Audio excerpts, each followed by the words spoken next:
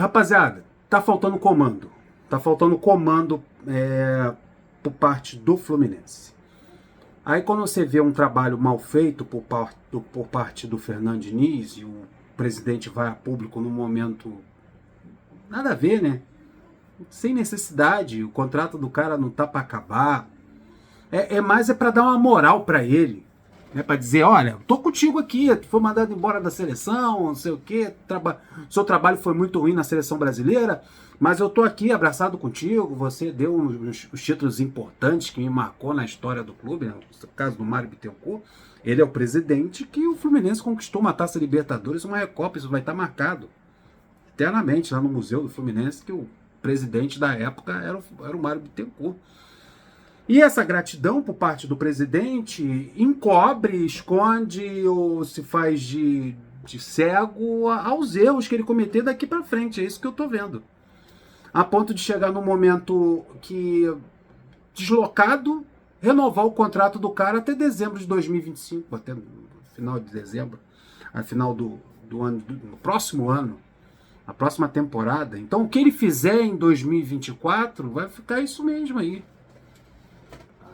Esses números absurdos que eu vou passar aqui para vocês do Fluminense no ano 2024, mas vai ser passado,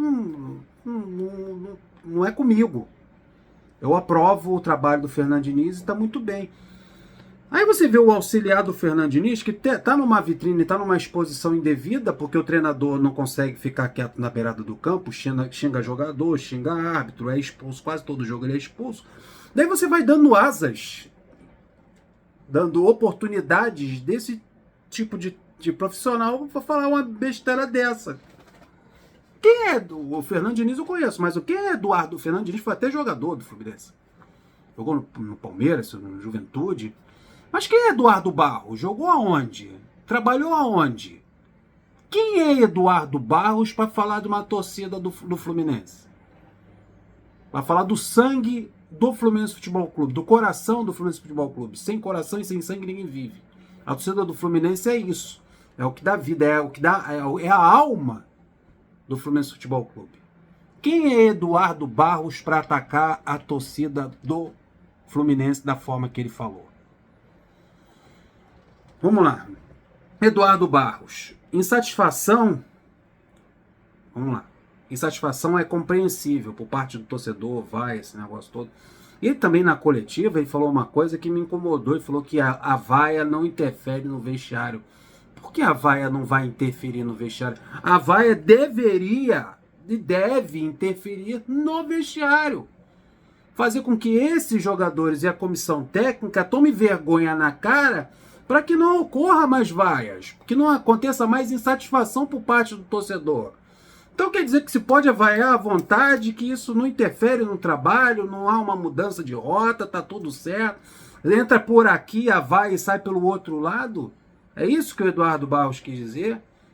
Que vaia do torcedor, a insatisfação, o xingamento do torcedor não interfere dentro do vestiário? Pô, não tem cobrança por parte do presidente. O presidente acha que o trabalho está espetacular a ponto de renovar o contrato do cara se ele está dando rendimento dentro de campo. A vaia, a insatisfação do torcedor não mexe com o vestiário. Quando ele fala que não mexe com o vestiário, não mexe por trás da cortina, ali, no bastidores, no trabalho, no dia a dia, no trabalho dentro do CT, no trabalho com os jogadores. Vai continuar fazendo esse mesmo sistema tático, como também ele falou, não. Como ele defendeu essa recuada de bola para o goleiro, ruim de bola, tá tudo certo. Não vai interferir. Você gritar, então economize a sua voz. Preserve a sua voz após o final do jogo, porque, cara, entra por aqui e sai pelo outro. Não vai mudar nada. O torcedor se mostrar insatisfeito na arquibancada, vai, o xingamento não muda em nada. Chamar time sem vergonha, time preguiçoso, xingar o Eduardo Barros ou o Fernando Diniz na beirada do campo, não muda nada, segundo o Eduardo Barros. E o pior, ele ainda vai de encontro ao torcedor. Insatisfação é compreensível. Um pesar é que esperava um Maracanã com mais público hoje. Ele esperava um maior público para ver esse Fluminense jogar. Um Fluminense que abre o placar e não consegue manter. Faz um gol e depois toma virada ou cede o empate. Esse Fluminense de toca-toca sem infiltração. Esse time com lentidão na transição. Esse time que a defesa é uma avenida, é um sambódromo em que todo mundo desfila. É esse Fluminense que você quer que a torcida lote a arquibancada? É isso? Então vamos lá. Um pesar é que esperava o Maracanã com o maior público hoje. Ficou triste ele. Para fazermos uma campanha de recuperação. Contar com o torcedor é fundamental. Com 20 mil tem uma atmosfera. Com 60 mil tem outra. Amigo, desde molequinho eu frequento o Maracanã. Tenho 9, 10 anos de idade quando meu pai começou a me levar para o Maracanã. A torcida do Fluminense nesses últimos anos está muito, porra, mano, reclamar do público do Fluminense em 2023 e 2024 é uma vergonhice. Eu sou da época em que o Fluminense botava 15 mil, 20 mil no Maracanã e eram os 20 mil, os 15 mil de sempre. Era o Fluminense bem ou o Fluminense mal, ia sempre os 15 mil de sempre. Só a torcida do Fluminense, olha, quem é tricolor, eu acompanho futebol desde a década de 80, que é o meu caso, a gente sabe, você que é das antigas, você sabe, o Fluminense nunca foi de lotar o Maracanã. A gente lotava o Maracanã quando chegava numa reta final, no mata-mata, semifinal de campeonato carioca, final de campeonato carioca, final de campeonato brasileiro, a torcida do Fluminense chega junto, né? Aí o Fluminense divide a arquibancada, o Fluminense lota, né? Em 2008 na Libertadores também foi mas lotar o Maracanã até em 2008, que a gente tinha o Conca, o Washington, Coração Valente, Thiago Neves, Caramba 4, chegando, mas a gente só começou a lotar o Maracanã nas quartas de finais em diante. Tinha jogo ali de Libertadores que tinha 20 mil, 30 mil no máximo. A torcida do Fluminense é essa, só vai na boa. Sempre foi assim, só vai na boa. Mas em 2023 em diante, amigo, é 40, 50 mil no Maracanã. Não espere 60 mil. Mas 40, 50, não tem do que reclamar da torcida do Fluminense nesses últimos anos. Agora você vem reclamar no jogo do Fluminense contra o Juventude, da forma do que o Fluminense está jogando, preguiçosa, sem vergonha na cara, desfilando, sem marcação no meio de campo. Você vem reclamar de 20 mil no Maracanã? Você não conhece o Fluminense, Eduardo Barros. Você não conhece a torcida do Fluminense. Você não conhece. Você não pode falar assim de uma torcida tão presente nesses últimos anos. Então, por causa de uma partida em que o público deu 20 mil, você transfere esse problema. Parece que tá tudo bem. Parece que o Fluminense jogou um bolão e que só não conseguiu a vitória em cima do Juventude porque a torcida não foi no Maracanã. A torcida não faz gol, irmão. A torcida, a bola não passa na cara do gol, a torcida não empurra pra dentro. A torcida não dá uma enfiada de bola, a torcida não marca. A torcida não defende. A torcida só tá ali na arquibancada assistindo o jogo. Claro que ajuda bastante o canto da torcida, mas, com 15 mil, com 10 mil, com 20 mil, o canto da torcida é do mesmo jeito, o incentivo é o mesmo. A torcida do Fluminense canta do primeiro até o último minuto. A torcida do Fluminense é impecável durante a partida. Com 20 ou com 60 mil. Reclamar do canto da torcida do Fluminense, cara, é absurdo. Quem foi no Maracanã contra o Juventude viu que a torcida cantou do primeiro até o último minuto. Depois do jogo vaiou, mano. Tem que vaiar, pagou o ingresso. Porra, não tem como criticar. O Ganso, ele foi no sentido contrário. O torcedor, ele disse o seguinte: o torcedor está no direito dele de vaiar. Quando a gente não vence um jogo dentro de casa, acontece isso, vaia. Enquanto o Juventude não jogava um mês sem jogar, mano. Um mês com Jadson e Nenê no meio de campo. Um mês sem jogar. O Fluminense empata, tropeça em casa pro Juventude. Quando a gente não vence um jogo dentro de casa, acontece isso. O importante é seguir nosso trabalho e melhorar daqui para frente, melhorar. Então, quando o Eduardo Barros não vai para o lado de melhorar, do time evoluir, trabalhar mais e começa a dizer que o problema é a torcida ter colocado só 20 mil, que a atmosfera é diferente, ele transfere esse problema para o torcedor. Ele tira o foco dele e transfere para a atmosfera do estádio. Não dá. Dos 7 jogos no Brasileirão, o Fluminense abriu o placar em 6 e venceu só um jogo. Em 7 jogos. Em 6 o Fluminense começou ganhando, fazendo gol, abrindo o placar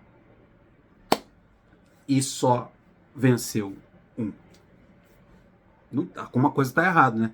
Levou o gol em todos esses 7 jogos. Esses 7 jogos, o Fluminense levou gol em todos. E tropeça contra o Juventude, que ficou um mês sem jogar. E com dificuldade de treinar, tá? Com dificuldade de treinar por causa das chuvas lá no sul.